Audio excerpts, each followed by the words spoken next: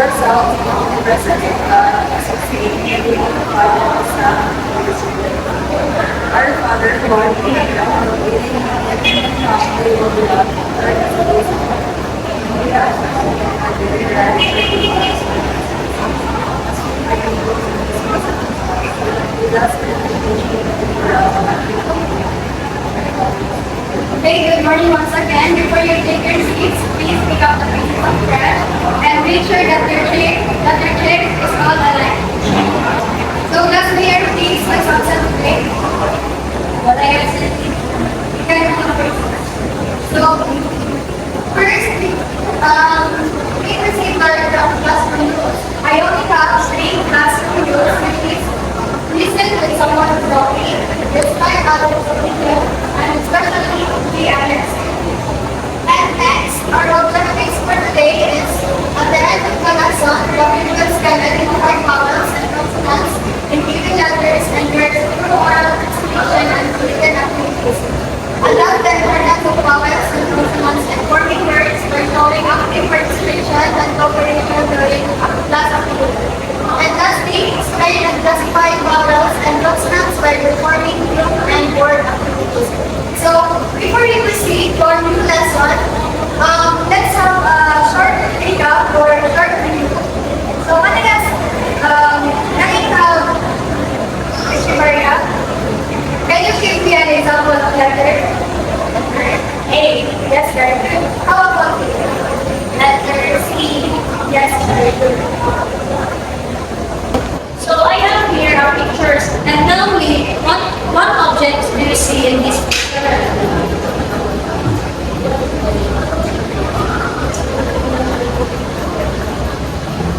So what objects do you see in these pictures?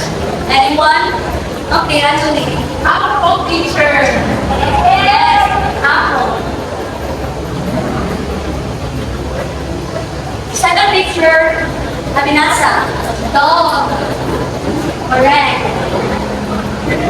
Third picture, X. And the fourth picture is star picture. Yes, correct. And the last one is umbrella picture. So, can you identify what are the vowel letters in these words? Yes, Annalie. Letter A and B picture. Yes, correct. So, in this word, what are the vowel letters? Yes, Nagales. All picture. Correct. So, in these words, what is the vowel letter? Abinasa. Picture. Correct. The fourth one, what are the vowel letters? What is the vowel letter in these words?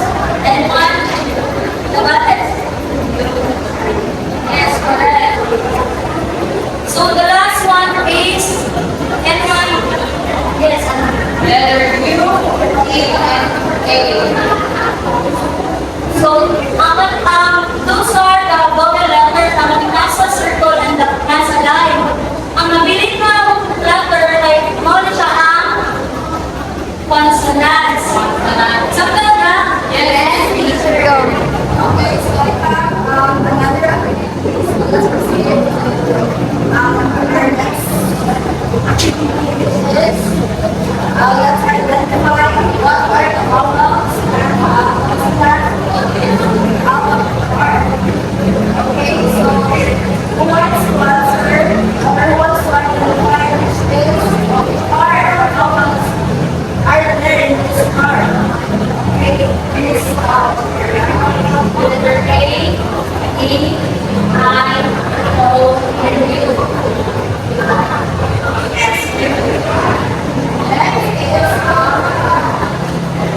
kind of like one consonant, kind of like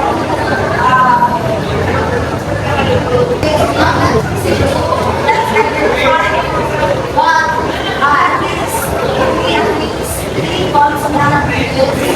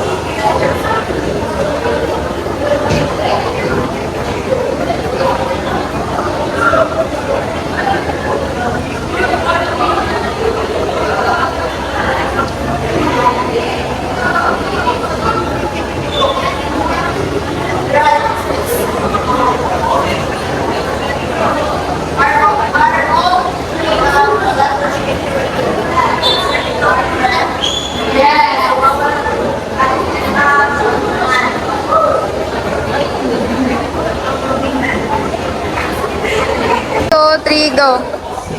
Okay, now that we have started now,